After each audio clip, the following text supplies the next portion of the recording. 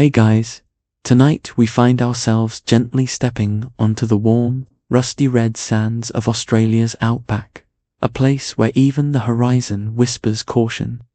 The air is dry and still, the heat hugging you like a slightly over-enthusiastic ant, and the sheer vastness of it all makes you wonder, perhaps optimistically, if your navigation skills are better than you thought. Spoiler alert, they're probably not. But hey, getting lost here might be oddly soothing. Still, you probably won't survive this. At least, not without a few gentle mishaps and quietly hilarious moments along the way. So, before you get comfortable, take a moment to like the video and subscribe, but only if you genuinely enjoy what I do here. And while you're at it, leave a quick comment below, letting me know where in the world you're listening from and what time it is there. It's always fascinating knowing where my mildly disastrous adventures are reaching you. Now, dim the lights, maybe turn on a fan for that soft background hum, and let's ease into tonight's journey together. Your boots press gently into the soft, warm soil, kicking up tiny clouds of rusty dust as you take your first cautious steps onto the seemingly infinite red sands of Australia's outback. It feels as if the landscape itself yawns lazily before you, indifferent to your presence. Everything around you, from the spinifex grasses rustling softly, whispering their secrets to the breeze, to the distant shimmering mirage, appears both inviting and slightly sinister, promising adventures of a pleasantly unsettling sort. You pause for a moment, taking in the surreal quiet. Back home, silence meant someone was probably plotting something. Here, silence is simply the world's natural state. It's as though the landscape politely suggests you speak softly, if at all. The first explorers to this land surely felt a similar mixture of wonder and apprehension. Men like Charles Sturt, who ventured into Australia's interior in the 1840s, imagined great inland seas awaiting discovery. Of course, reality tends to chuckle at such notions, gently reminding adventurers then and now that optimism rarely makes good maps. You stretch, checking your gear, a collection of items carefully packed in a moment of clarity you now deeply question. You've got a compass, a few slightly wrinkled maps, and a small supply of questionable snacks. Your water supply is reassuringly heavy for now. You know this place is infamous for dehydrating its guests without warning, but hey, you figure you've watched enough survival shows to handle a day or two wandering in circles. Slowly, the landscape pulls you in deeper, step by gentle step. The heat intensifies in subtle increments, wrapping around you like a blanket that started off cozy but gradually got itchy. The trick, you've heard, is to embrace the discomfort. Or perhaps it was to avoid the discomfort. You weren't really listening typical, really. Either way, you soon learn the secret survival tip that early settlers swore by. Shade is your new best friend. Unfortunately, the outback hasn't exactly received the memo about trees. Historians still argue whether the earliest European explorers truly understood the enormity of their task. Did they anticipate such vast stretches of open space, where one day of travel felt eerily identical to the next? Or were they gently surprised, realizing their plans to quickly traverse the continent might have been just a tiny bit ambitious? You chuckle softly, picturing yourself in their dusty boots. They ventured out with grand plans, grander hats, and comically impractical woolen suits, convinced they'd easily mastered the terrain. You, at least, had the foresight to wear breathable fabrics, yet somehow you still feel just as silly and slightly underprepared. You pass by clusters of hardy bushes, their leaves dusted red, shaking softly in greeting. A low, constant hum seems to emanate from everywhere and nowhere at once. Cicadas, maybe, the humming of your own imagination. Equally likely, as you walk, you notice small details previously overlooked. Tiny lizards sunbathe on rocks, casting skeptical glances your way, judging your footwear choices. Ants, relentless little creatures, march in calm, disciplined lines, as if quietly mocking your meandering path. Somewhere, a kookaburra laughs, its cackle reminding you of that one friend who warned you about the Outback, but you didn't listen, did you? You pause briefly, taking a drink of water that tastes suspiciously like plastic, reminding yourself hydration is key even if the taste leaves something to be desired. Early explorers, lacking modern comforts, might have found water, flavored with algae and insects, perfectly acceptable. Comparatively, you're traveling in luxury. Still, as you glance at the half-empty water bottle, you promise yourself you'll ration better tomorrow if tomorrow finds you at all. The sky overhead slowly shifts toward evening, streaked gently with lavender and gold. Sunset in the Outback isn't merely pretty, it's stunningly surreal, painting the landscape in shades that make even accidental wanderers momentarily forget their predicament. You watch, transfixed, briefly considering whether getting lost in such beauty might, in fact, be entirely worth it. Finally, as the stars softly flicker into existence above, the temperature drops with polite abruptness, leaving you shivering gently. You rummage through your bag, pulling out an extra layer you optimistically packed but secretly hoped you'd never need. Settling down, you build a modest campfire, listening as the quiet crackle merges seamlessly with the endless whisper of the landscape. Above, a moon rises shyly, illuminating everything in ghostly silver. The vastness around you feels oddly comforting. Now, though perhaps that's exhaustion talking, you sigh, leaning back, staring at the sky. Tomorrow's a new day, you remind yourself, slightly unsure if that's reassuring or mildly terrifying. But for now, you gently close your eyes, allowing yourself a brief illusion of mastery over this wild and beautiful wilderness. You wake gently, as if nudged by the first warm rays of dawn. For a moment, you're convinced you're comfortably in your bed, safe and sound. But as your eyes slowly open, reality politely taps your shoulder and reminds you that you're still very much in the vast, sprawling emptiness of the Australian Outback. The fire from last night has dwindled to softly glowing embers, and a thin layer of morning dew covers your gear, slightly dampening your clothes in an oddly refreshing manner. Stretching lazily, you rise to greet the day, deciding to shake off the mild sense of uncertainty creeping in around your optimism. You carefully roll up your sleeping bag, trying to ignore the small, curious spider that has settled comfortably in the folds. Because really, what's an Outback adventure without an unwanted guest or two? Breakfast is a hurried, questionable snack of dry biscuits that tastes suspiciously like cardboard sprinkled with sand. The early explorers, you remind yourself, would have loved something so luxurious. After all, they often survived on salt pork, stale bread, and tea brewed with water that might best be described as chunky. But today, your mind isn't so much on breakfast as it is on your maps. Unfolding them carefully, you realize that they've transformed overnight into a confusing puzzle of smudged lines, faded dots, and labels that somehow seem less reassuring in the daylight. Squinting at the paper, you try to orient yourself, gently turning the map until anything seems familiar. Unfortunately, the problem isn't you. It's the maps themselves.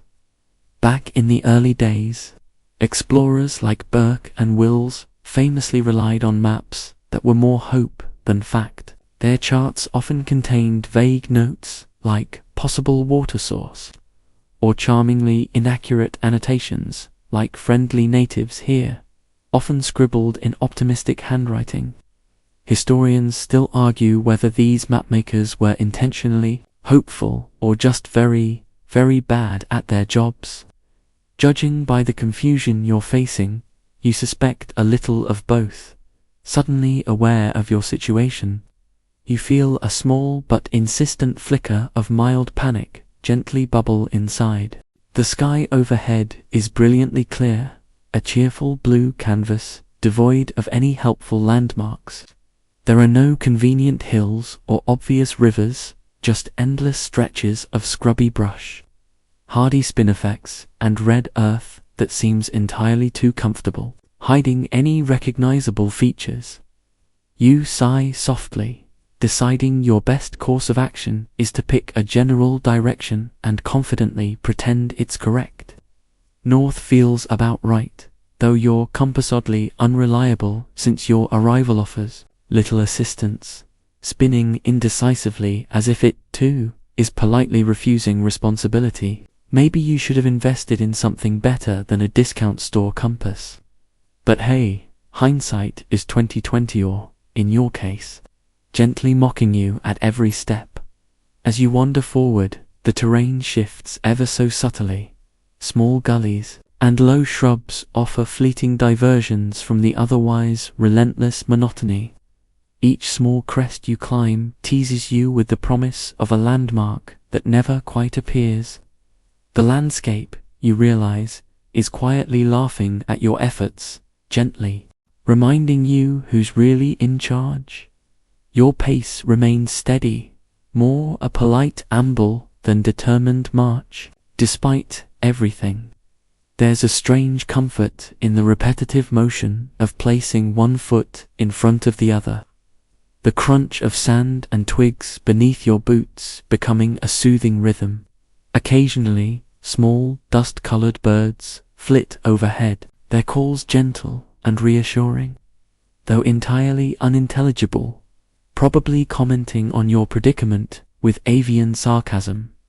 You pause briefly beneath the sparse shade of a eucalyptus tree, sipping your water sparingly. It tastes even more plasticky now, but you're past caring.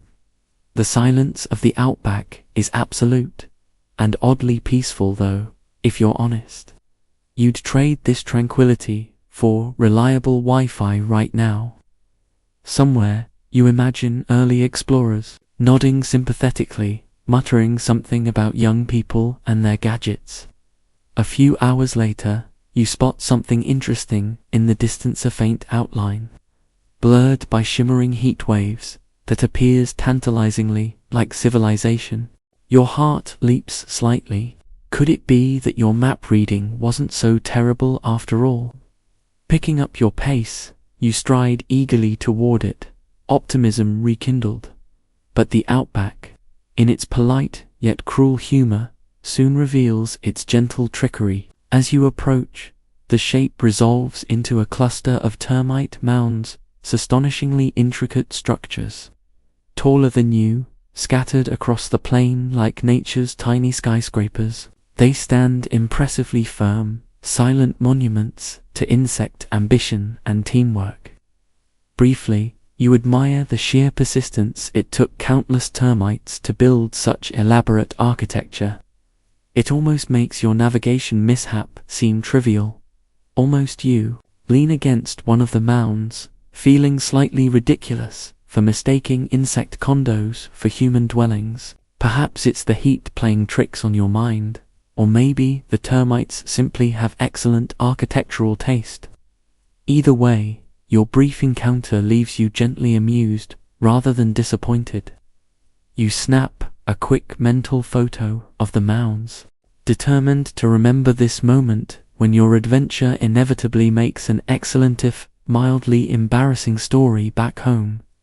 Checking your watch, you realize it's later than you thought. The sun is now hovering politely but insistently above you, reminding you of its dominance.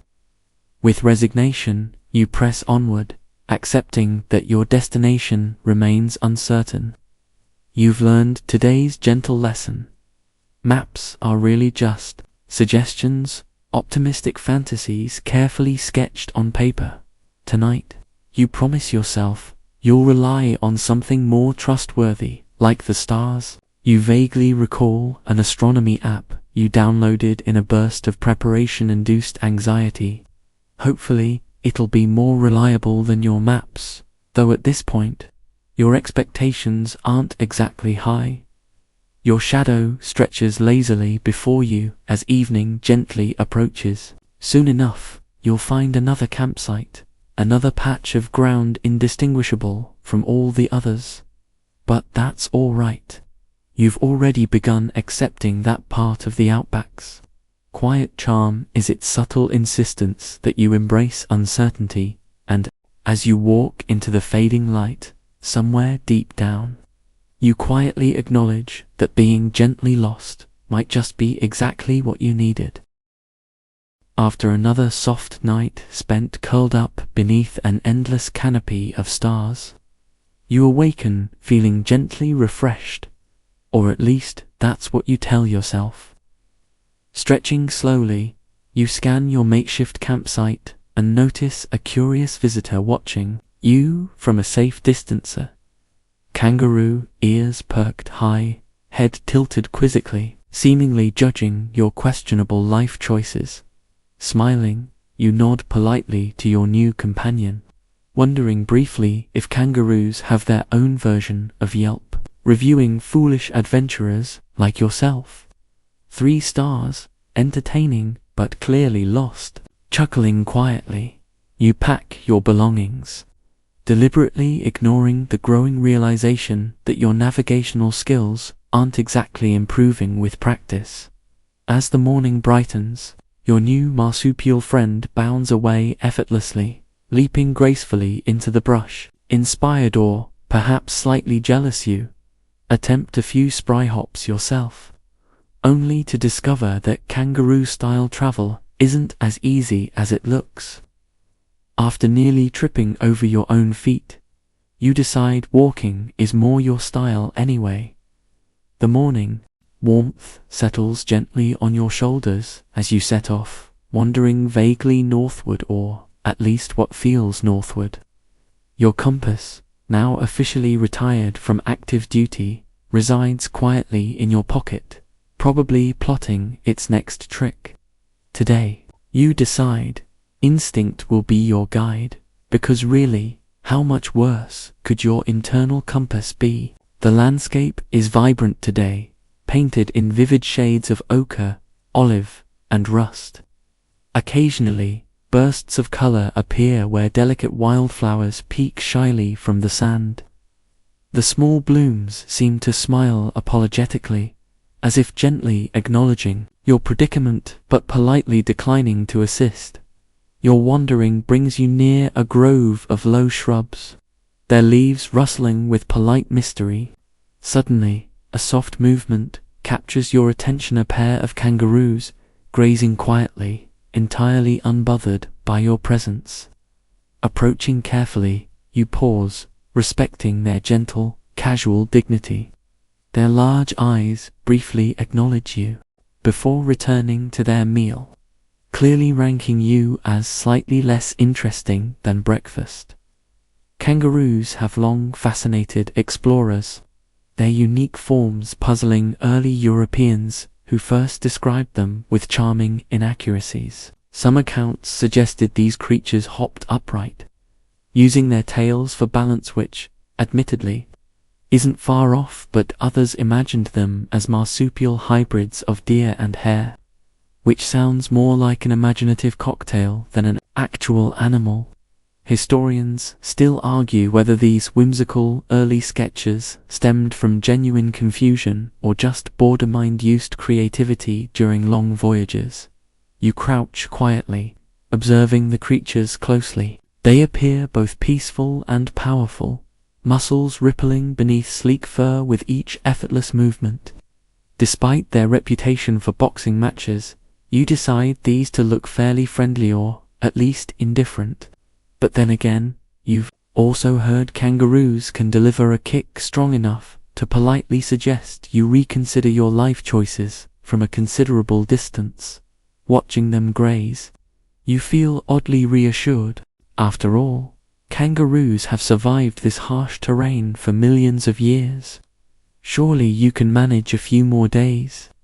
Perhaps this gentle optimism is merely dehydration speaking, but you embrace it nonetheless.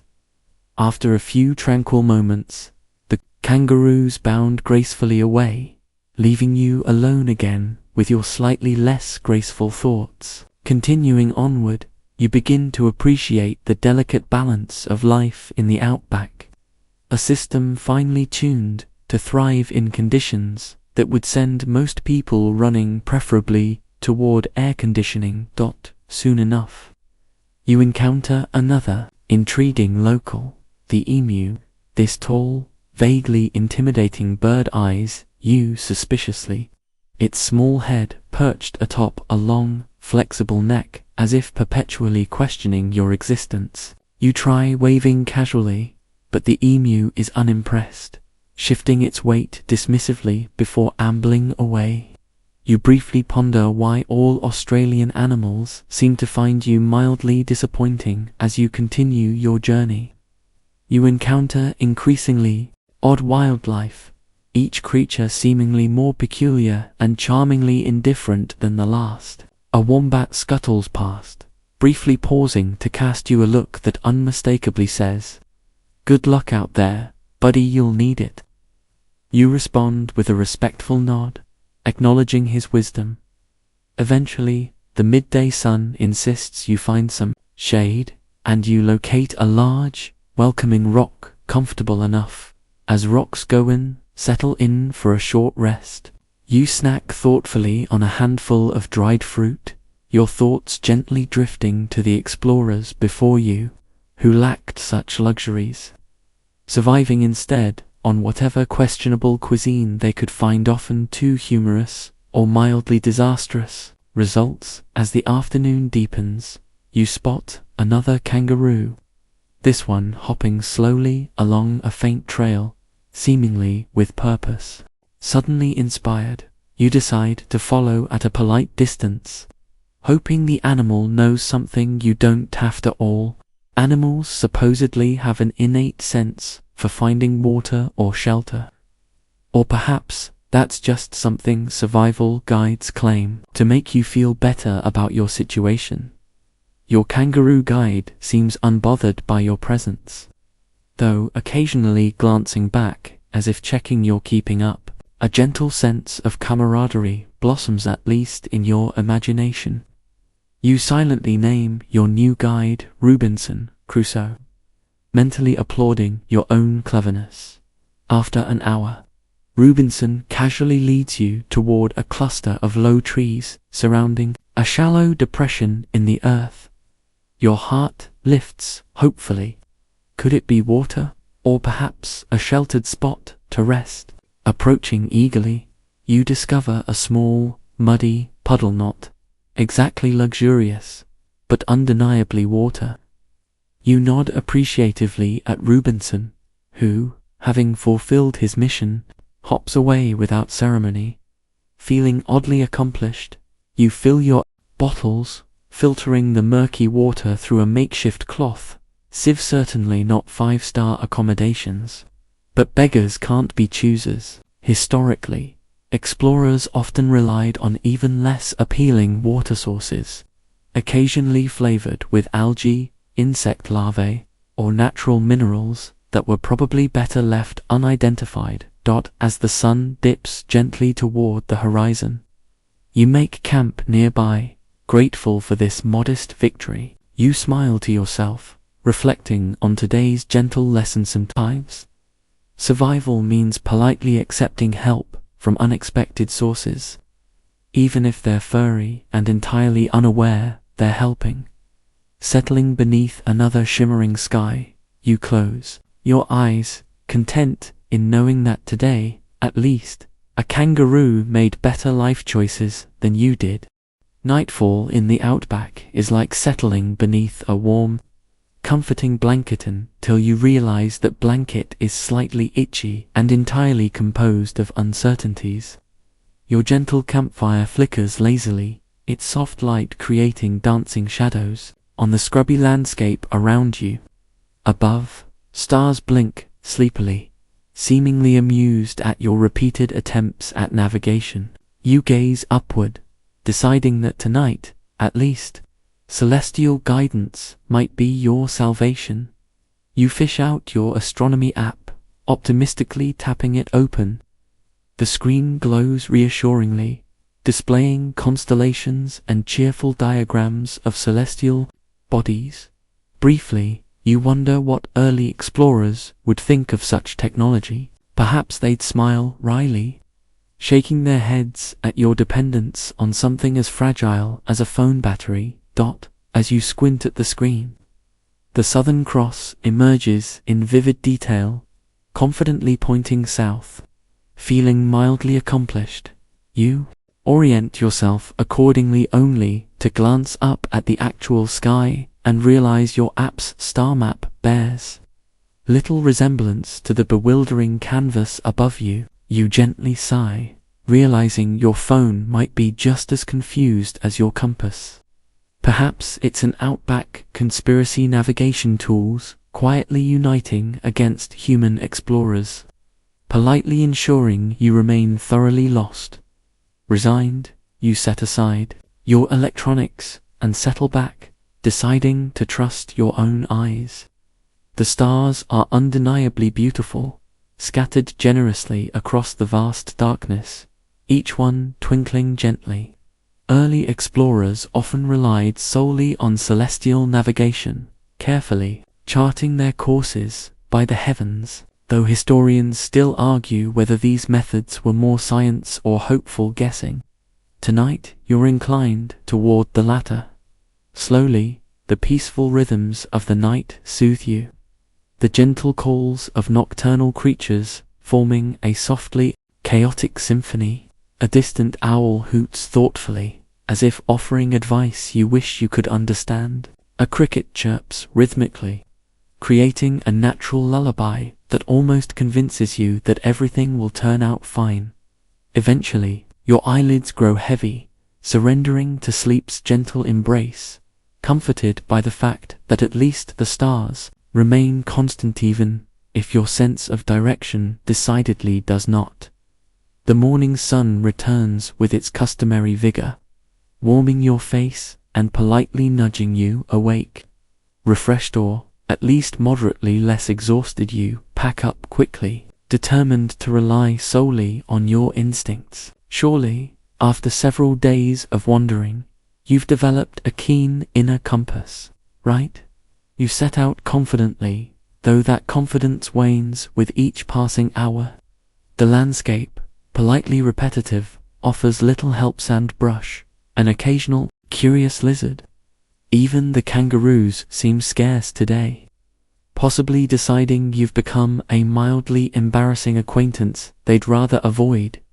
As noon approaches, you pause to rest beneath the sparse shade of a eucalyptus. Its scent, subtly medicinal and oddly reassuring, lingers gently in the hot air. Settling down, you pull out your slightly stale crackers, chewing thoughtfully as you consider your next move. You recall explorers like John McDouall Stewart, who successfully traversed the continent by steadfastly following celestial guides and detailed notes. Stewart, famously meticulous, kept careful journals describing everything from water sources to subtle variations in vegetation. Briefly, you wish you possessed even a fraction of his patience and foresight, though, realistically, you'd probably lose those meticulous notes somewhere along the way. Feeling somewhat rested, you decide your best hope lies in paying careful attention to nature itself. Perhaps the secret is to quietly follow natural cosmos on trees, wind direction, patterns of animal movement. Although, given your luck, you'll likely end up trailing a confused wombat for days. As afternoon deepens, A sudden breeze softly stirs, gently whispering through the leaves. You pause, hopeful perhaps. The wind is subtly guiding you towards civilization. Or maybe it's just laughing politely at your plight.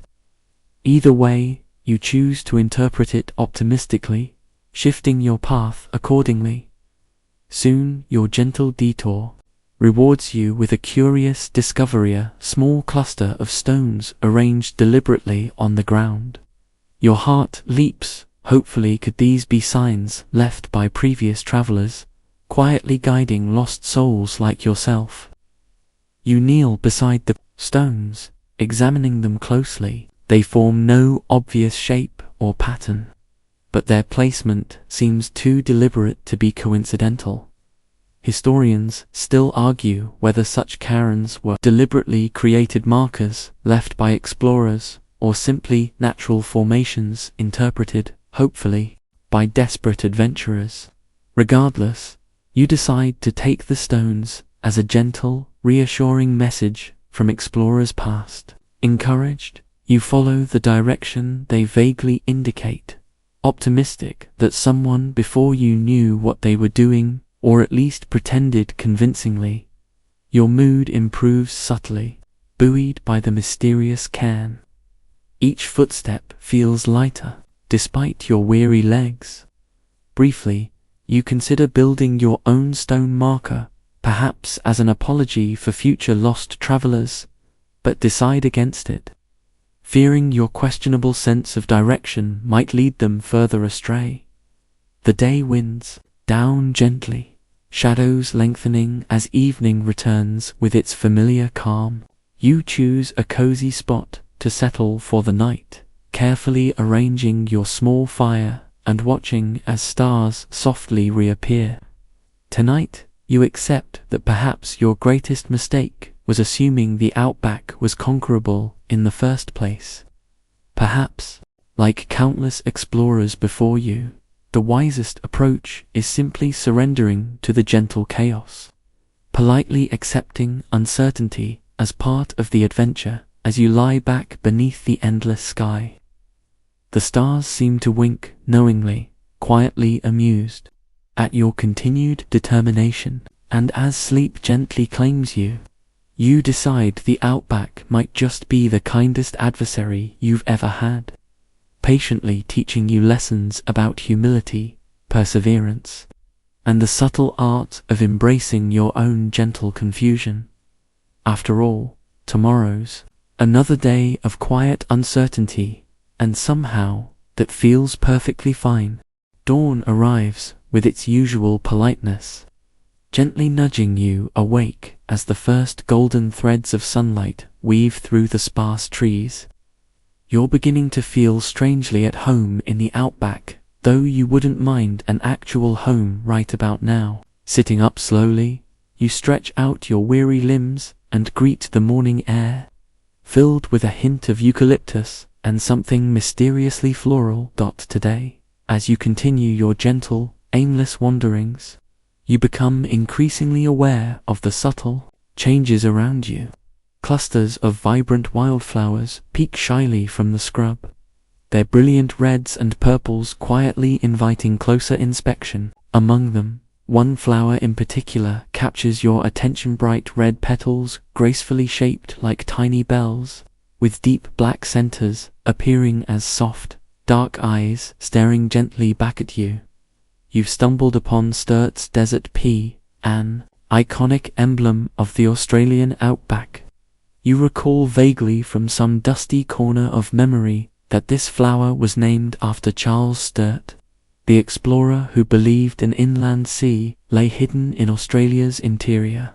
Like you, he was a bit overly optimistic, and historians still argue whether he secretly hoped naming a strikingly beautiful flower after himself might soften his legacy of optimistic failure. Squatting beside the flower, you reach out and touch its delicate petals, surprised at their gentle resilience. It seems almost magical that such beauty thrives in a landscape that politely rejects comfort at every turn. This peculiar paradox of beauty amidst adversity whispers something calming to your weary spirit. Perhaps surviving out here isn't just about toughness, but also about a quiet willingness to flourish despite circumstances. A soft breeze moves through the flowers, causing them to sway gently. You imagine them whispering softly to one another about the odd, dusty traveler crouched beside them, asking politely, "Think this one knows where they're going?" Before collectively deciding, "Probably not." Chuckling softly, you rise to continue your journey, pausing only briefly to admire the vivid display one last time. These flowers, you realize, symbolize a quiet strength, a stubborn refusal to be overwhelmed by their harsh surroundings. It's a comforting thought, especially since your own stubborn optimism feels increasingly tested as midday approaches. The sun politely but insistently presses upon you, encouraging you to find shade once again. You settle beneath another eucalyptus, whose leaves rustle soothingly overhead, sharing their quiet wisdom with the breeze. Taking a drink, you close your eyes briefly, appreciating the cool water despite its slightly muddy flavor, reminder that luxury is relative in the Outback. Lulled by the gentle shade, you find yourself drifting into a pleasant, dreamy state, thoughts turning slowly to stories of the Outback shared by generations. Indigenous Australians have rich, intricate legends explaining how such a harsh, yet beautiful place came to be. The Dreamtimer period of creation when ancestral spirits shaped the landscape and its inhabitants fills these stories with profound meaning and delicate symbolism. For Sturt's Desert Pea, there's a particularly poignant legend about lovers separated by tragedy, their love commemorated forever in the flower's blood-red petals. Though historians and anthropologists debate the exact origins of this story, its gentle resonance feels undeniably real as you sit quietly beneath the eucalyptus. The flowers nearby whispering softly of love and loss, beauty and endurance. Feeling refreshed after your brief respite, you continue onward, your footsteps lighter as you embrace this subtle wisdom from the land itself. The Outback, it seems, gently teaches you lessons you never expected to learn, like patience, resilience, and the quiet strength of beauty hidden in hardship. Later in the afternoon, you spot another curious cluster of flowers, this time delicate purple blooms, poking shyly from the sand. Leaning closer, you gently examine their petals, marveling at their intricate patterns. Once again, you're reminded of how much you normally overlook in your daily hustle, mildly embarrassing realization. Given that your current predicament leaves you little choice but to appreciate nature's smallest details. As evening descends once more, the landscape softens, its harsh edges fading into a gentle tapestry of muted colors and quiet shadows. You select another humble campsite, setting down your pack and settling comfortably onto the cool ground. Tonight, your campsite overlooks a shallow valley carpeted in Sturt's Desert Pea. A sea of red flowers gently waving beneath the twilight sky. Building your modest fire, you reflect thoughtfully on the day's gentle discoveries. You never imagined flowers could teach you so much, or at least offer quiet encouragement during your mildly disastrous adventure. Perhaps, you muse, the early explorers had similar moments of quiet revelation, surrounded by subtle beauty in the harsh wilderness. Your dinner tonight is the usual dubious fare: dry biscuits, slightly stale jerky, and water that tastes suspiciously like yesterday's mud puddle, but somehow, tonight, it feels slightly less questionable. Perhaps your standards have quietly adjusted downward, or maybe the Outback has simply worn you down gently enough to appreciate whatever comforts you find. Lying back, you gaze upward at the now familiar stars, winking gently in silent camaraderie. The legends of Sturt's desert pea return to your thoughts, their soft whispers reassuring you that struggle and beauty coexist gracefully here. This quiet wisdom offers unexpected comfort as you drift toward sleep, your weary mind gently spinning stories of ancient lovers and resilient blooms. As you close your eyes, you're struck by a strange sense of belonging, brief, fleeting, but undeniably real. Maybe it's exhaustion talking, or perhaps the Outback has subtly worked its way into your soul, gently shaping your perspective in ways you'll only understand fully once you're safely home tonight. At least, you choose to believe that every misstep, every confusing map, and every gentle mishap has led you exactly where you needed to be. Lost, yes, but quietly discovering beauty in a place you never expected to find it. And with that comforting thought, sleep gently wraps you in its embrace, the whispers of flowers and legends softly guiding your dreams. Morning returns, gently shaking you awake with soft sunlight and a polite reminder that your adventures or misadventures are far from over. Rising slowly, you pack your gear with quiet resignation, secretly hoping today might hold fewer navigational embarrassments. But optimism, you've learned, should be cautiously measured out here as you set out.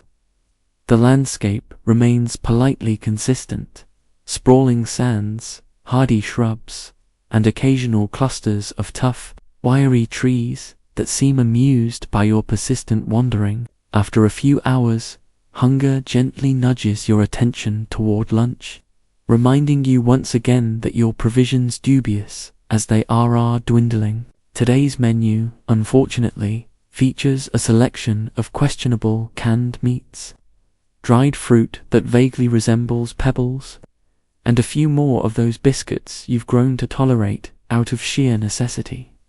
Early explorers often faced some far worse dining situations, forced to consume meals that modern taste buds would politely decline. Burke and Wills, famously ill-prepared for the Outback, once resorted to eating a native plant called narration, unaware it lacked vital nutrients and eventually led to their gentle but unfortunate demise. Historians still argue whether their downfall was ignorance, desperation, or simply the polite revenge of nature itself.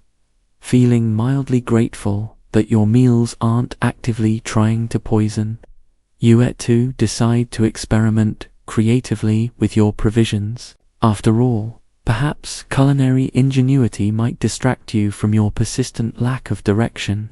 You open a can cautiously labeled stew, eyeing its gelatinous contents skeptically. It jiggles slightly in greeting. Not exactly gourmet, but who are you to judge? You gently heat it over your modest campfire, hoping warmth might magically improve its questionable appeal. As the stew bubbles reluctantly, releasing an aroma best described as suspiciously edible, you consider briefly the culinary adventures of earlier explorers. Ludwig Leichhardt, a German explorer famous for his mysterious disappearance, often subsisted on whatever wildlife his party could politely convince to become dinner. Lizards, birds, and even insects frequently found their way into their cooking pots. Your stew, by comparison, suddenly seems reassuringly tame. Bravely, you sample the warmed stew. Its flavor is ambiguous, hovering somewhere between salty, metallic, and oddly comforting, though the comfort might be desperation-induced. Either way, you manage several bites before politely deciding hunger might be preferable.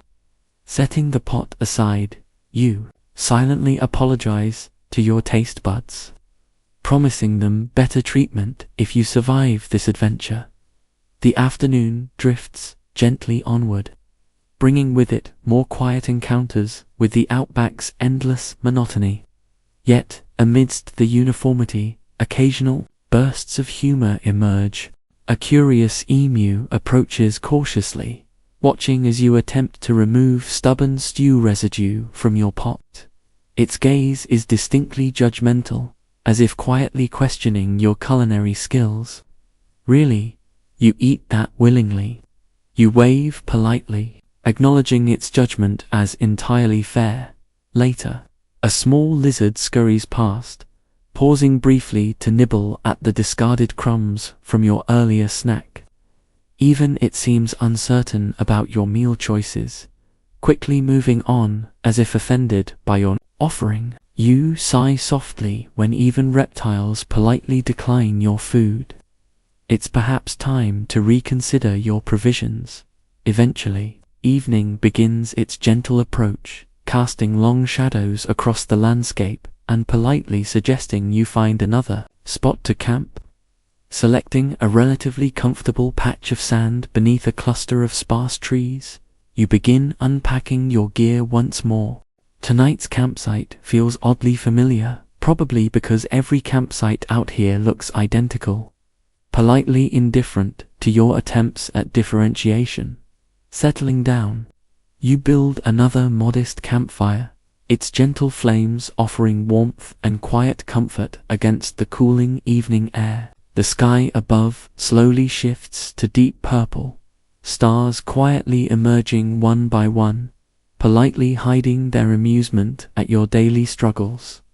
Dinner tonight, thankfully, is simply another serving of those dry biscuits, now affectionately nicknamed sand cookies due to their gritty texture.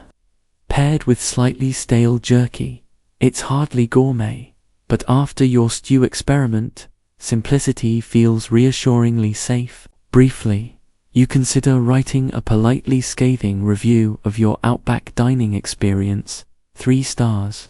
Edible but not recommended before realizing you'd have to find civilization first to share it.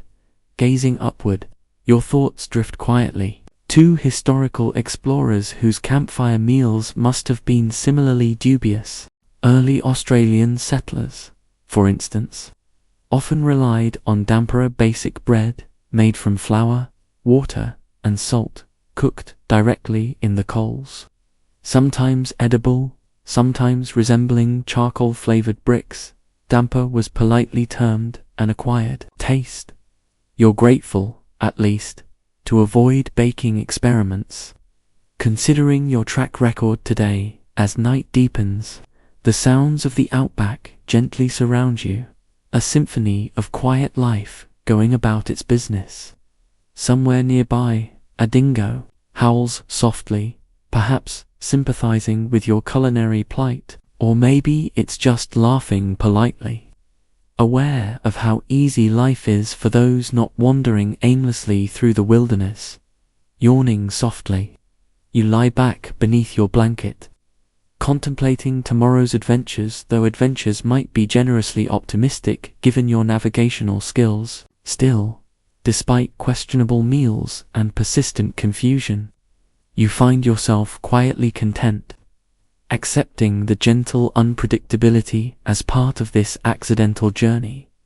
Tonight, as sleep gently claims you, your dreams wander softly into culinary realms, visions of fresh fruits, home-cooked meals, and deliciously unambiguous flavors. Yet even in sleep, your mind politely reminds you of your current reality, filling dreams with gentle absurdity: kangaroos critiquing your cooking, emus debating recipes, and termites building Michelin-starred restaurants in termite mounds.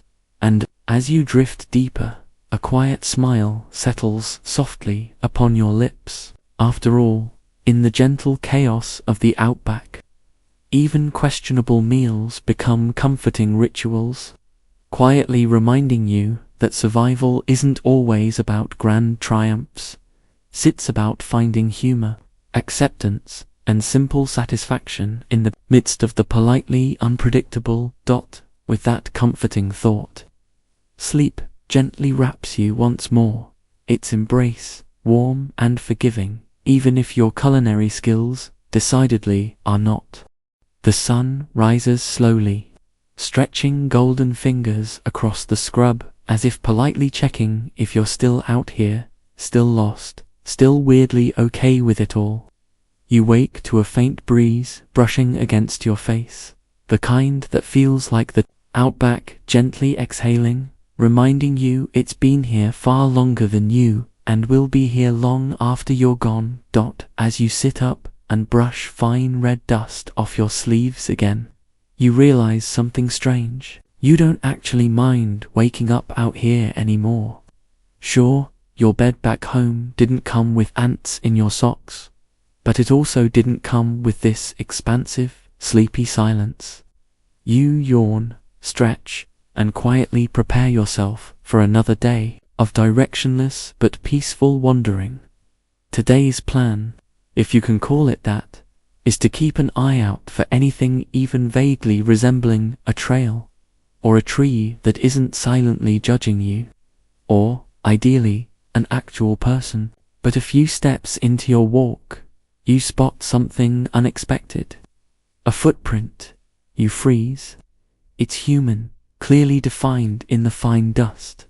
And it's recent. Instantly, your pulse skips a soft mix of excitement and caution. Could someone else be nearby? Could this be help? Finally. Or, knowing your luck, is this just your own footprint from yesterday? You follow the prints with careful optimism. They lead in a mostly straight line, far straighter than your meandering route from yesterday, which you vaguely recall resembling a figure eight performed by someone arguing with a bush. These tracks are methodical, intentional. You trail behind them, the red earth crunching gently beneath your boots. After a few hundred meters, the prints veer slightly, curving toward a large patch of shaded trees. As you approach, something catches your eye. A series of wooden stakes protrude from the ground, forming what appears to be the outline of a small shelter. Nearby, flattened grass suggests someone recently slept here. You step closer and spot the faint remains of a campfire. It's cold, the embers long dead, but someone was here, likely just a day or two ahead of you. You're not alone. Sitting by the cold fire pit, you smile softly. There's a strange comfort in knowing that others are out here, just as lost, just as quietly enduring.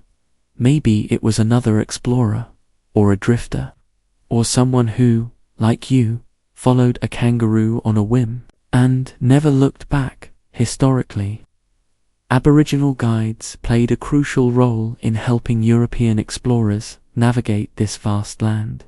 Their deep understanding of the terrain, its rhythms, its dangers, often meant the difference between survival and slow, dusty failure. But historians still argue how much their advice was truly heeded or simply ignored out of colonial arrogance. Some suggest that many explorers quite literally walked past wisdom written on the land itself. As you rest near this abandoned campsite, you recall stories of Aboriginal songlines, ancient oral maps passed down through generations. These weren't just songs, they were navigational tools, detailing paths across thousands of kilometers, embedded with cultural, ecological, and spiritual knowledge. To someone who knew how to listen, the landscape would quite literally speak. You listen now, sitting in stillness. No song reaches your ears, but perhaps that's your own fault. The land, after all, doesn't speak loudly, it whispers, and you've only just started learning how to listen properly. Rising again, you scan the area for clues. Etched lightly into the bark of one tree is a series of small marks, not deep enough to be vandalism, but deliberate enough to be meaningful. A trail marker, or maybe a quiet nod to someone who once passed this way and wanted to leave a soft sin for those who might follow. You trace the marks with your fingertips, their edges smoothed by time. It's a small detail, but in the silence of the Outback, It feels monumental. You decide to follow the direction they seem to point, because why not trust a tree at this point? The hours pass softly, the sun climbing high, casting long, shimmering waves across the landscape. You walk in rhythmic silence, accompanied only by the occasional bird call and the rustle of leaves stirred by breeze. It's peaceful, and for once, you feel no rush, no anxiety. Getting there, wherever there is, doesn't feel so urgent anymore. Eventually, you crest a small ridge and freeze mid-step in the shallow valley below. Nestled among ghost gums and wattle trees is a figure, someone alive, someone moving. Your heart thuds with excitement. You wave cautiously, calling out a polite hey that cracks awkwardly in your dry throat. The figure turns. It's a tall man, his skin tanned by the sun, his clothes as dusty and mismatched as yours. He raises a hand in greeting. No alarm, no surprise, just a calm nod, like he's been expecting you as you approach. You exchange quiet pleasantries, the kind to strangers offer when both are too tired for full sentences but glad not to be alone. He introduces himself, Doug, from Alice Springs. Been out here a few weeks, doing some off-grid thinking, as he puts it. You explain your own journey with a laugh and a shrug, admitting you've mostly been following your feet, a kangaroo, and one extremely questionable stew. Doug nods with a soft smile. Happens more than you'd think. He offers you a tin mug of billy tea brewed over his fire, its bitter warmth oddly comforting. You sit together in the shade, sipping in silence, the kind of silence that doesn't need to be filled. Eventually, you ask how he finds his way. Doug taps his chest. Learned from an old guide when I was younger, said the land talks. You just gotta shut up long enough to hear it. You nod slowly, thinking about the whispering flowers, the termite cities, the etched bark on that tree. Maybe you're finally learning the language just a little. That night, you share a quiet campsite with your new companion. The Outback doesn't feel quite so big, with a second fire crackling nearby. You fall asleep listening to the murmuring wind, the rustle of leaves, and the fading sound of Doug quietly humming a tune with no words, maybe his own version of ASONGLINE. And in your dreams, the land does sing, not loudly, but just enough for you to hear. By morning, Doug is already boiling another pot of tea, his movements slow and deliberate, like someone who's been living in rhythm with the land long enough to stop rushing anything. You sip your mug beside him, grateful for the bitter warmth, and the calm energy that seems to follow him around like a quiet shadow. You heading somewhere specific? He asks, but there's no urgency in his voice. Just casual curiosity. You pause, halfway through your next sip, then chuckle softly. Honestly, I was hoping the kangaroo knew. Doug grins. That'll get you somewhere eventually. Might not be where you meant, but it'll be somewhere. He offers you a bit of direction. There's a small cattle station a couple of days away if you head west. Nothing fancy, but they have radios, water, and people who might help a dusty wanderer like yourself figure out what to do next. It sounds like a miracle, but the best part? There's a vague path you can follow. Not a road, nothing so formal, but a faint trail marked by occasional fence posts and, if you're lucky, camel tracks. Yes, camel tracks. Australia, in one of its more sleepily bizarre historical choices. Imported camels by the thousands during the 19th century to assist in inland exploration and hauling.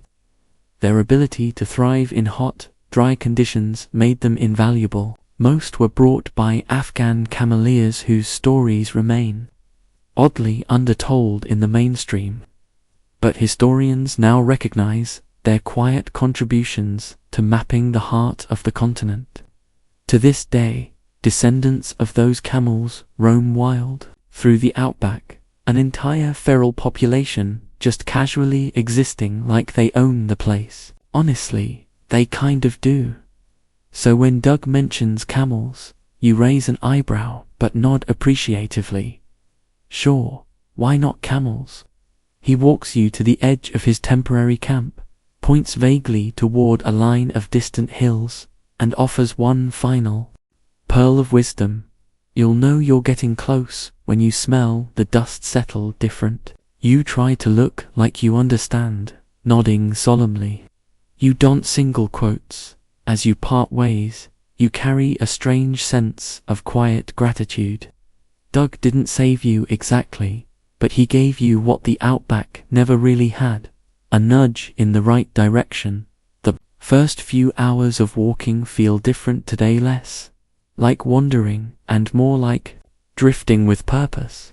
The landscapes still the same, endless dusty plains, scrubby bushes, and the occasional patch of wildflowers waving gently in the breeze like sleepy cheerleaders. But there's something reassuring about knowing you're not the only one who's ever drifted out here and made it out alive. By mid-afternoon, you pause near a cluster of low trees to rest, and that's when you hear it. A soft snorting, then a rhythmic shuffle, then silence. You freeze, scanning the terrain, heart gently skipping, and then, emerging from behind the dune like the world's most nonchalant cavalry, you see them, camels, a small group, maybe 5 or 6. They move with lazy grace, their large padded feet making almost no sound on the sand. One stares directly at you, jaw working methodically as it chews something dry and deeply unappetizing.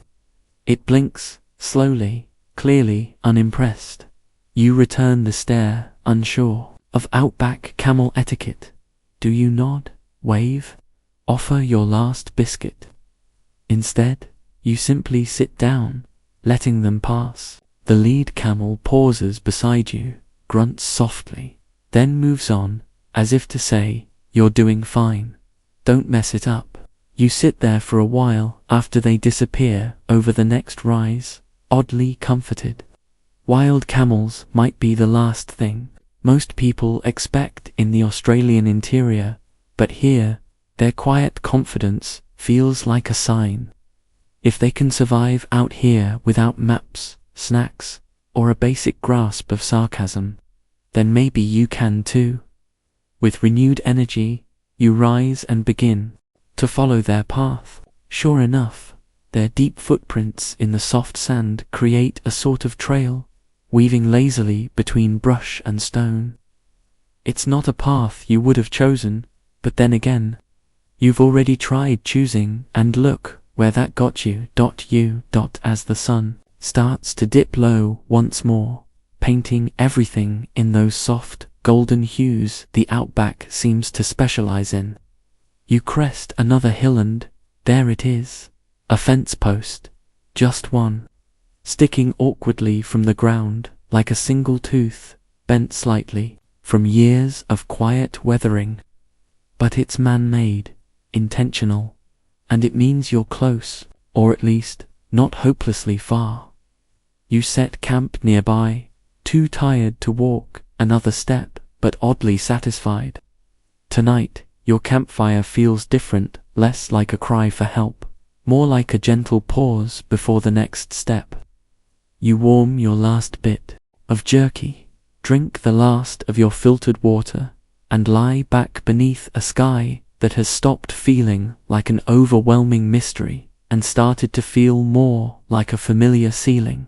Looking up, you catch sight of the Southern Cross against Till. They're still watching. Maybe, you think, celestial navigation makes more sense once you've been truly humbled.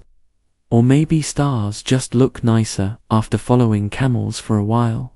historians still argue whether the wild camels of Australia are a quirky accident of colonial planning or one of its only truly successful ideas.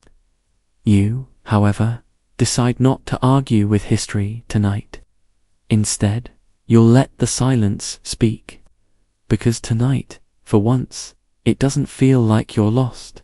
You're just not home yet. The morning air is cool, with just a hint of mist, like the Outback has decided to lend you a blanket for the road ahead. You wake slowly, stretching with that peculiar combination of muscle stiffness and soul calm that comes from days of walking, thinking, and surviving on questionable jerky. Your eyes find the bent fence post again. Still there. Still your silent marker that you're, maybe, probably, heading somewhere. You pack up quietly and continue west, following the faint camel prints and the now occasional wire stretching between tired-looking wooden posts. They aren't evenly spaced, and some lean like they're contemplating retirement. But it's something a thread to hold on to. A few hours pass, uneventful but soothing. The terrain becomes subtly more forgiving. The brush grows thicker, offering slivers of shade here and there. You spot a few more signs of past human presence. An old boot sole half buried in the dust. A rusted tin can sunken into the earth like a fossil of desperation. Someone else stood here once, probably just as sunburned and confused, and then your heart jumps. You see it. A glint of reflected light off glass. You squint. There, nestled in the distance, half hidden among the trees, a metal tank, a water catchment, civilization, or at least its whisper. You quicken your pace, dust rising around your boots in soft clouds. When you reach it, you find not only the tank, but something even better, a trough, and beside it, water, real, clearish, not from a puddle water. You reach for it reverently, filtering and sipping with slow gratitude. It's the best thing you've tasted in days. Yes, it still vaguely smells of rust and eucalyptus, but at this point, you'd happily drink bathwater scented with camel breath. Sitting in the shade of the tank, you remember tales of early stock routes and paths worn into the earth by drovers moving cattle across the continent.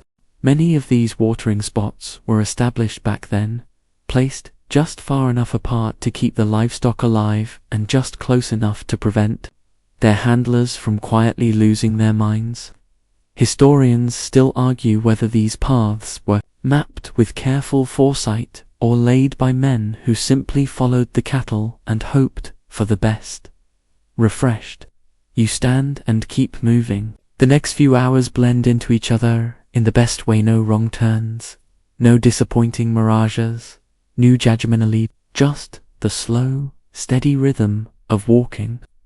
The kind of motion that clears your thoughts and leaves only the essentials. Drink water, follow the trail. Maybe hum a little tune if no one's listening. And that's when it happens. A shimmer ahead too big for a puddle, too wide for a shadow. You blink. A creek, an actual, flowing creek. Granted, it's not Niagara Falls, it's a thin ribbon of brownish water meandering through the rocks, but it's moving, it's wet, and it's real. You approach slowly, almost not trusting your eyes. Kneeling at the edge, you scoop water into your hands and splash it across your face. It's cool, it's glorious. You sit back with a laugh, a real one, echoing just slightly across the rocks. You take off your boots, wiggling your feet in the silt, and lean back against a smooth boulder.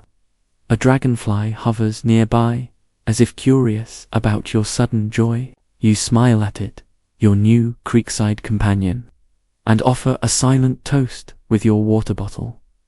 The banks of the creek are surprisingly green, dotted with reeds and papery white bark from nearby river gums. The air smells different, richer, dust and moisture, earth and life. You breathe it in, grateful. And it's here, finally, that you let yourself rest, not just physically, but mentally. You're not out of the outback yet. You haven't reached the cattle station. But, somehow, this tiny creek feels like a turning point. A confirmation that you've come far enough for the land to offer you a gentle nod of recognition. Sitting there, you think of all the others who must have stumbled upon this same place, drovers, explorers, wanderers, maybe even a few equally lost backpackers. You imagine someone 100 years ago collapsing on this very rock.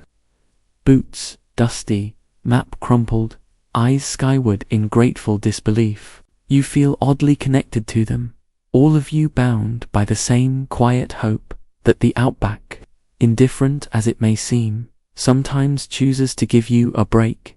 And just as you're about to doze off under the warm sun, something in the water moves. A turtle, small, spotted, with a shell that looks like it's been painted by hand. It glides lazily past you, as if to say, "You're fine, mate. Just don't drink the bottom bit." You watch it drift away, oddly touched. There's something deeply comforting about a turtle that seems entirely unbothered by your presence. A creature that's survived here for thousands of years, completely confident in its place in the ecosystem and entirely indifferent to yours. As evening settles in, you decide to stay the night here. You set up camp next to the water, close enough to enjoy the sound of gentle trickling, far enough to avoid any late-night visits from local wildlife who might also want a drink. Tonight, your fire reflects off the surface of the creek, the flames and stars blurring together in watery patterns that lull you into calm. You eat your last proper meal. If 2 dried apricots and half a biscuit count as proper, then lie back on your mat, hands behind your head, listening to frogs calling quietly from somewhere upstream. That you think of the turtle, the wild camels, Doug, the flowers, the fence post, even the stew that haunted your dreams.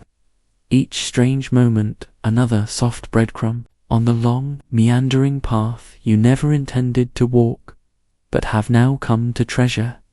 You're not found yet, but you're not lost either. The first rays of dawn filtered gently through the trees, casting golden ripples across the surface of the creek. You wake slowly, stretching beneath your blanket with the sleepy contentment of someone who, while still very much in the middle of nowhere, has somehow become okay with that. The outback, it seems, has worn down your urgency and replaced it with a kind of quiet trust. Not in directions those clearly betrayed you days ago, but in the idea that the path, whatever it is, will reveal itself when needed. You eat the last apricot and biscuit like a king, sipping your water with reverence. As you clean up camp and take one last look at your temporary oasis, you silently thank the little turtle, now long gone but forever etched into your memory as the most relaxed life coach you've ever encountered. Walking now, you follow the creek downstream. It doesn't flow in a straight line, no polite paths here, but it moves with quiet purpose, weaving through rock and brush like a forgotten story whispered over generations. The land around you feels different now, gentler somehow, as if it's finally decided to stop testing you and simply let you walk. And that's when you find it. Nestled behind a low ridge, half sunken into the earth and wrapped in tall grass, is a ruin. An old stone building, no roof to crumbling walls, and a rusted out door lying flat on the ground. You approach cautiously, as if it might vanish if you get too close. But it's real solid and strangely inviting. You step inside, boots crunching on what used to be a floor. Charcoal stains on the stones suggest there was once a fireplace here. A home, perhaps, or a shelter. The wind rustles softly through the empty space, carrying with it a mix of eucalyptus and thyme. You sit quietly on the cool stone, imagining what this place once looked like: walls intact, a tin roof creaking in the wind, maybe someone sipping tea by the fire, cursing the heat, or the flies, or both. You wonder who lived here and why they left. Historians still argue about the many abandoned outposts dotting the outback, whether they were temporary settlements, failed stations, or simply forgotten dreams slowly reclaimed by the land. You notice faint etchings on the inner wall, a date, a rough sketch of a horse, or maybe a camel. They look like they were scratched by someone waiting, or remembering, or both. There's a strange comfort in ruins. They don't ask anything of you, they just are. Quiet evidence that others passed through, struggled, laughed, maybe even thrived, before quietly vanishing into the dust, like everyone eventually does out here. You leave the ruins with a strange sense of connection. Not exactly hope, but something quieter. A kind of peace. By afternoon, the trail becomes clearer. The trees grow taller, the ground firmer. You spot more fence posts, more discarded bottles, some modern, others almost antique in their design. Signs that people still pass through here. Not often, but enough. You stop briefly at a rise and look back at the creek behind you. It glimmers in the distance, still winding its way through the scrub, and beside it, barely visible, the ruins.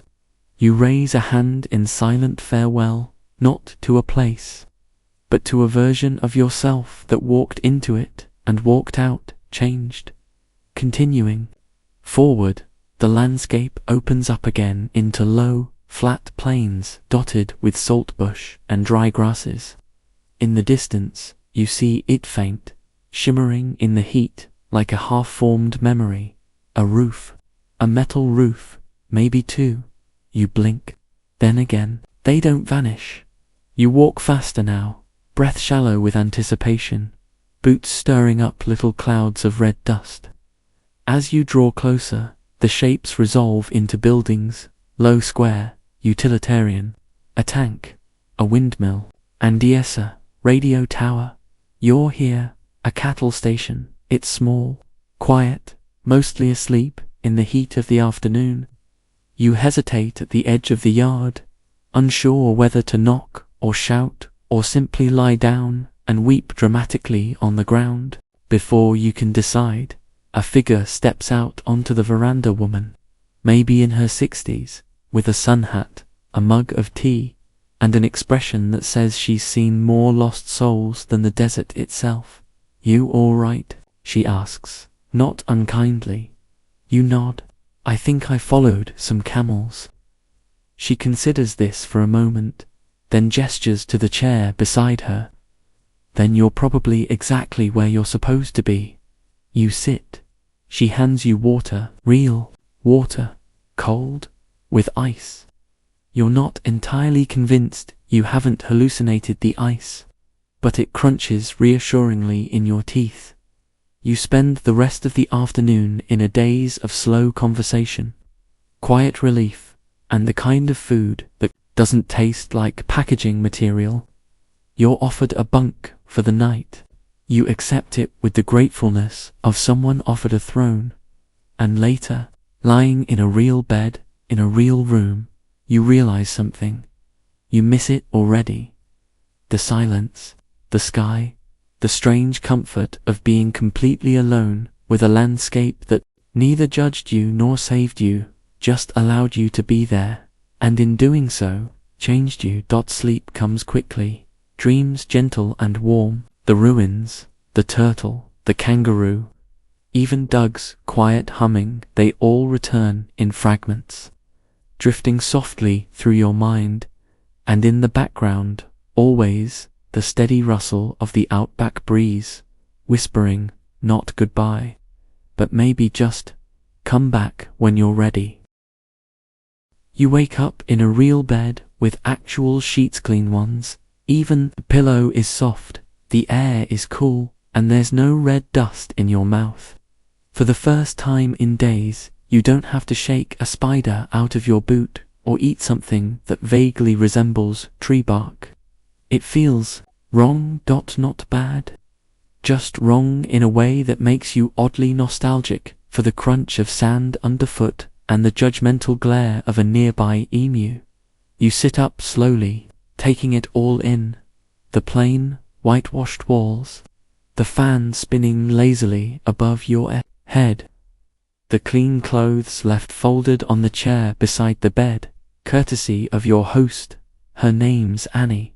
You learned last night. She's lived out here for 27 years, running the cattle station with a kind of serene practicality that only comes from a life full of dust, hard work, and zero tolerance for nonsense. Annie greets you in the kitchen with coffee and damper, the real kind, fresh baked, and slightly burnt on the edges. It's the best thing you've eaten in your entire life. You consider asking for the recipe, but decide some mysteries are better left unsolved. Over breakfast, you talk, or rather, she talks and you nod, because she's got stories about floods that came out of nowhere, snakes in places you wouldn't expect and wish you hadn't learned about, and once, a rogue camel that wandered into the yard and refused to leave until bribed with carrots. It's during this quiet morning conversation that you feel it a shift, something internal, like your brain's trying to adjust to the idea that you're no longer wandering, no longer guessing which way is north or how long it'll be before you see another living thing.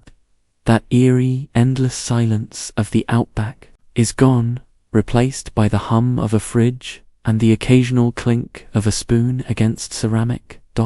And honestly, you kind of miss it.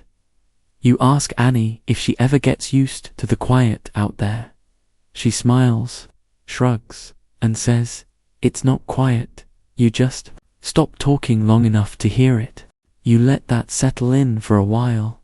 Later, she walks you around the station, showing you the basic solar panels, windmill, the water pump you swear you heard humming in your dreams. It's a modest place, but sturdy, built with intention. Every corner has a purpose, unlike your tent, which mostly existed to collect insects and raise questions about your life choices.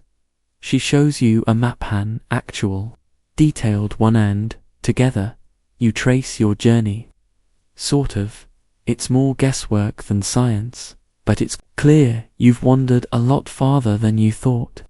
You're proud of that in the quietest, weirdest way.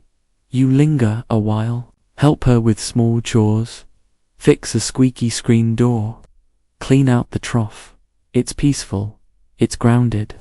But part of you is already drifting again.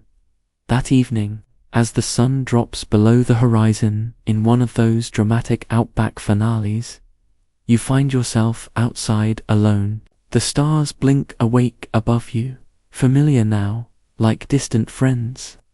You lay back on the cool ground, hands behind your head, and listen. At first, there's only wind, then distant lowing from the cattle, then the silence again. But now you know better. It's not silence at all. It's the soft conversation of a land that never needed words to teach you something. You think of the ruins, the creek, the turtle, the man humming by the fire, the camels, the wildflowers that managed to bloom just because they could. Historians still argue whether these remote homesteads will one day disappear entirely, abandoned to the same fate as those stone shelters, half swallowed by earth. Some say technology will bring everyone closer, make isolation a thing of the past. Others believe there's always going to be someone stubborn enough to stay. someone who hears the land and listens when no one else is paying attention. You're not sure which side of that debate you fall on, but tonight, under this massive sky, you feel yourself tilting gently toward the idea that some places aren't meant to be tamed, only visited, remembered, honored, even if only with your quiet attention. You sleep one more night in that clean bed, and for the first time, you dream not of being lost, but of wandering on purpose.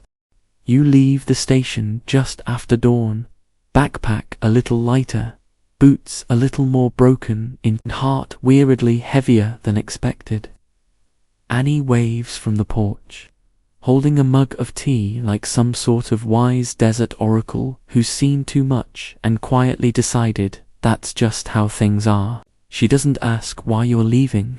She just says, "Go easy," and that's all the permission you need. You're not walking back into the deep outback, not this time.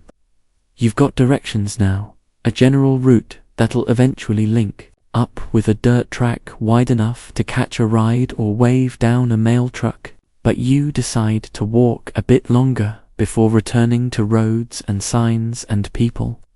Asking where you've been. Morning is brisk. The land stretches open in every direction, softer now, almost like it's smiling at you. The sky is pale blue, the kind that turns golden at the edges like it's been soft. You walk with that sleepy, day-after-a-thunderstorm kind of energy, the kind that makes everything feel clean, even when you're not. Along the way, you find a small outcrop of rocks and pause to climb to the top. It's not tall by any means, but up here, the land opens wider. You can see for miles ridges, folding into ridges. A haze of silver light, rising where the heat is beginning to shimmer. You sit, just breathing, and something shifts in you. You realize you've developed a strange, unspoken bond with the land. It doesn't love you back, it's not sentimental, but it respects that you're still here, alive, intact, wiser. If a little doostire, as you descend from the rocks, you spot something in the dirt. Not much, just a smooth stone, perfectly round, clearly different from the ones around it. You pick it up, turn it over in your hand. Could be nothing, could be something. Aboriginal stories often describe stones as memory holders, silent witnesses to time, etched with meaning only if you know how to read them.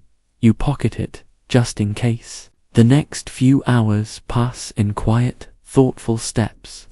You notice how the light bounces off the bark of ghost gums, how the breeze shifts with each hollow and rise, how your feet now seem to know where to land without asking. You're no longer just wandering, you're participating, like you've been gently initiated into the landscape's rhythm. Then, in the late afternoon, you stumble across a small depression in the earth, a circular dip, about the size of a backyard pool, half-ringed by cracked stones. At first, it looks natural. Then you see the remnants of fire-blackened stones and the faint outlines of ancient tools. Scattered nearby, an Aboriginal campsite. You kneel beside one of the stones, fingers tracing its warm surface. These aren't ruins in the European sense. They're stories told in a different language, one of presence, repetition, memory. People lived here, not by accident or misadventure, but with purpose. They knew every plant, every bird call, every shift of wind. Where you stumbled and guessed, they walked with certainty. Historians still debate how far back these encampments go, some say tens of thousands of years, predating nearly every human civilization still remembered in textbooks. Others argue that trying to date them precisely is a distraction from what matters, that people thrived here, not just survived. You don't touch anything. You don't take photos. You just sit for a while in silence, listening. Eventually, you whisper a quiet thank you because it feels like you shouldn't continue on your way. As dusk falls, you make camp for one last time under the wide open sky. The stars begin to bloom, slow and steady, like they've missed you. The wind kicks up faint memories, Doug's humming, Annie's laugh, the rustle of desert peas, the splash of creek water over your tired feet. You think about how strange it is that a place so indifferent could leave you feeling so deeply seen, and as you lie back, arms folded behind your head, you finally accept the truth. You didn't just get lost out here, you arrived. Morning greets you with a sleepy yawn of color peachy clouds stretching across the sky like someone lazily smeared them there with a giant, dusty brush. You lie there for a few minutes longer than usual, savoring the warmth, the silence, the knowledge that you're nearing the edge of it all. You know it's coming, the roads, the towns, the questions. But for now, you're still in it, the Outback. The wide and weathered teacher who never once raised its voice and yet managed to change everything about you. You pack up slowly, you even brush the dust from your pack a little more carefully than usual, like you're prepping for a goodbye that matters. And then you walk not quickly, not aimlessly, just forward. The trail starts to look more like something planned now. You spot occasional tire tracks in the dirt, a fence that isn't leaning, even a sign, hand-painted and slightly crooked, pointing vaguely toward a nearby property line. The writing's faded, but it might as well read, "Civilization this way if you must." You follow the direction anyway, not because you're desperate to leave, but because you know you can't stay forever. The Outback doesn't keep you. It borrows you, teaches you what it wants, and then quietly returns you to the world. Blinking and sand-worn, not quite the same, by midday, you reach a ridge with a full view of what lies ahead. Flat paddocks, dotted with cattle, a few sheds, a long, dusty track leading east, and there, barely visible in the distance movement, a vehicle, probably a station, ute, or a road train lumbering toward. Somewhere with phone service and vending machines. You sit on the ridge and watch it slowly approach, like some prehistoric animal dragging civilization behind it. You could flag it down, ask for a lift, you even consider it. But instead, you stay seated, letting the moment hang a little longer. It's not that you want to stay lost, it's just, you're not sure what you'll do with yourself when you're found. Below the ridge, nestled among saltbush and dry grass, you spot another half-collapsed structure, this one tin-roofed. Its sides warped with heat, its door hanging off a single hinge. You walk down to it and peer inside. There's not much left. A rusted bed frame, an old pan, a pair of boots whose soles have separated like two friends who decided to go their own way. You leave them untouched. You know better now. Historians still argue whether these structures were ever really homes in the way we mean it, places of permanence, or whether they were just pauses, brief footholds in a land that doesn't care how long you stay. Back outside, you sit on a nearby rock and watch the wind carry seeds across the plain. Tiny parachutes floating aimlessly, landing wherever they please. You feel a kinship with them, directionless but not without purpose, guided by nothing more than timing and a gentle shove. You dig into your pack and pull out the smooth stone from the day before. You turn it over in your palm a few times, then walk over to the tin structure and place it gently on the windowsill. No message, no explanation, just a quiet offering, something to say. I was here, I walked this land, I listened. After a few more miles, you reach the track, proper gravel underfoot, bordered by faded tire ruts and the kind of dry wire fencing that sings when the wind hums across it. You keep walking, now parallel to the road, waiting for the inevitable sign of the next phase. Maybe a car, maybe a gate, maybe someone with a confused look asking what you're doing this far out without a ride. But no one appears, just you and your footsteps, and the steady rhythm of boots on gravel. You hum to yourself, something slow and tuneless. You're not even sure where you picked it up, maybe from Doug, maybe from the wind, but it keeps pace with your thoughts, filling the silence without drowning it. Later, you come across an abandoned mailbox on a leaning post. It's got no number, just rust and memory. You pop it open out of curiosity. Empty, of course, but still waiting, like it's convinced someone will come along eventually with a letter, a story, a reminder that people once mattered out here. You close it gently and move on. By sunset, the sky burns gold. The trail turns to proper road. You hear the distant hum of an engine, the low murmur of power lines. Civilization. It's near, and you're ready. But before you go, you turn around and take one last long look. Behind you lies not just the Outback, but 1,000 quiet lessons carried in the wind. How to be patient, how to be curious, how to sit with silence and not flinch. You nod once, a silent thank you, and keep walking. The road stretches ahead like a ribbon of pale dust, unraveling into the dying light of day.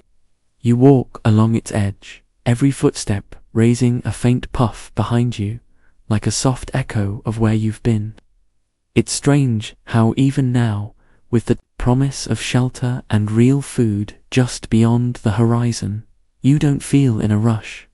You're not dragging your feet exactly, you're just savoring.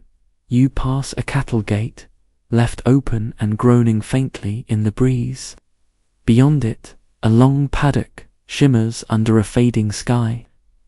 Cattle dot the distance like drowsy punctuation marks, chewing slowly, their tails flicking in a kind of synchronized shrug. One of them looks up as you pass, blinks slowly, and returns to its dinner. Mood. A little farther along, you spot another station house. Not like Arnis, this one's bigger, with solar panels glinting on the roof and a long porch that wraps round like an arm. There's a windmill nearby, turning lazily, its creak somehow comforting. You don't stop, not because you're unwelcome, but because you know you've only got a little further to go. Soon, the road curves, and you see it. The satellite dish, the marker of modern connection, the kind that means there's a town ahead, or at least a roadhouse, maybe a place to call someone, maybe even a cold drink that isn't filtered through the memories of puddles and eucalyptus bark. You reach the edge of town by twilight. It's quiet, as most outback towns are, just a few buildings clustered together like they're keeping each other company against the vastness. A pub, a general store, a fuel pump that's probably older than you and looks like it's survived 6 apocalypses already. You step inside the roadhouse. It smells like fried food, dust, and something unidentifiably sweet. A fan whirs lazily overhead. The woman behind the counter greets you with a nod, like she sees wanderers like you all the time. Maybe she does. You ask if there's a room. She hands you a key, no form, no questions. Just quiet efficiency. Later, after a hot shower that feels like a religious experience, you sit on the little porch outside your room with a cup of something warm and mildly it tastes vaguely like battery acid and blessings. You sip it slowly. Above you, the stars peek out again, familiar now. Not like before, when they felt like a giant riddle. Now they feel like old friends, distant but steady. You think back to your first night in the Outback, that awkward fire, the dodgy compass, the sense of being laughably out of your depth. You barely recognize that person now. He was trying so hard to conquer something that didn't need conquering, just understanding. Historians still debate whether early explorers ever truly respected the land they moved through or simply feared it. Many wrote about its emptiness, its savage isolation, but you know better now. It wasn't empty. It was full, just not full of the things they were looking for. You reflect on all the tiny gifts the journey gave you. Roo-binson, the kangaroo, the termite city, the half-hearted stew that almost ended you, the songless songlines, the man humming by firelight, the desert peas blooming defiantly in cracked soil, the turtle unbothered and perfect, and the silence, that unending, generous silence that taught you more than any guide ever could. You look down at your hands, they're different too, a little tougher, a little steadier. Maybe you are too. Eventually, you head back inside. The bed is soft, the room is dim. There's a fan spinning gently overhead again, and for a moment, you feel like you're back in Annie's house, drinking tea and listening to stories that seemed too strange to be true until you lived a few of your own. You don't set an alarm. Tomorrow can wait. Tonight, you rest with the kind of peace that only comes from getting entirely, beautifully lost and realizing it was the best possible way to find yourself. You wake slowly, not because you have to, but because it feels right to. The morning light is soft, filtered through a thin curtain. The fan hums above you, still spinning lazily like it's been doing all night, whispering secrets you were asleep to hear. You lie still for a moment, eyes open, just breathing in the quiet comfort of the room. You could leave today, catch a ride, head to the next town, maybe even back to the city. Your phone's charged again, waiting politely on the nightstand. It hasn't buzzed once, not because no one cares, but because no one knew exactly where you were. And maybe that's been the whole point. You sit up and stretch. Your body reminds you it's been through something. Muscles ache in that satisfying, post-journey kind of way. Sun-kissed skin, sand in places you'll be discovering for weeks. But you feel solid, grounded, like the land has pressed its fingerprint gently into your bones. As you dress, your fingers brush the inside of your pack and there it is. That smooth stone you picked up by the creek. You forgot it was still in there. You pull it out, turn it over in your hand. It's warm from the room, but feels cooler than you remember. You place it on the dresser before you leave, a small anchor, or maybe a quiet offering to the next guest who might need a reminder that the world is still full of quiet magic. At the roadhouse counter, you exchange a nod with the woman who gave you the key. No words, no receipt, just a mutual understanding. She gives you a small bag of dried fruit for the road, and you accept it with a grin. Better than jerky. Definitely better than stew. Outside, the town is waking up. One truck drives by, kicking up dust. A dog wanders across the road, pauses to sniff the air, then trots on, clearly on a mission. The sun climbs, but not harshly. It's early still. You've got time. You walk to the edge of the town and stand there for a moment. Looking back at the buildings, just a handful of structures trying their best to stand against time. You know you'll remember this place, even if you never return. The quiet way it welcomed you, no questions asked. Like the Outback itself had extended one last soft palm and nudged you gently back toward the world. And now it's time. You walk toward the rising sun, the road warm underfoot, not hot, not punishing, just present. The land rolls out before you, open and endless. not in a way that demands to be conquered, but in a way that asks you to walk gently, listen well, and leave no damage behind. You don't know what comes next, a bus, a plane, maybe just more walking, but you carry everything you need, now less in your bag and more in your mind. The lessons of slowness, of observation, of being okay with not knowing, of realizing that being still isn't the same as being stuck. You start humming again, that slow, wordless tune, Doug's song, or maybe your own now. The rhythm of boots and breath and breeze. You've been gently lost, and that was enough. And as the sun climbs higher and the road stretches on, you walk forward, not toward a destination, but with it. Word count, 1097, wind down 300 words, and now, as the journey settles into memory, you feel the weight of the road soften behind you. The heat fades. The dust settles. Your boots are off now, tucked beside the bed.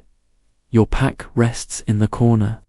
The stone still sits quietly on the dresser, smooth and silent, as if it knows the story better than you do. Close your eyes, take a slow breath. Let the Outback drift back in not the struggle, but the stillness. The hush of wind through spinifex. The sleepy blinking of a lizard sunning itself on a rock. The soft echo of your own footsteps on red earth that never hurried you, never judged you, only walked with you in silence. Remember the stars, those patient watchers of your campfire nights, the ones that blinked gently, not with answers, but with company. They're still out there, above someone else, now, watching, waiting, whispering old stories to whoever's quiet enough to listen. Let the creek's trickle return to your ears, the one that cooled your feet and welcomed a turtle gliding by without a care. Let the echo of Doug's tune hum softly through your chest. Let Annie's go easy ride like a breeze across your thoughts. You're safe now. You've returned, but a part of you still walks that endless red trail. And maybe, in some gentle, necessary way, it always will. Sleep well, traveler.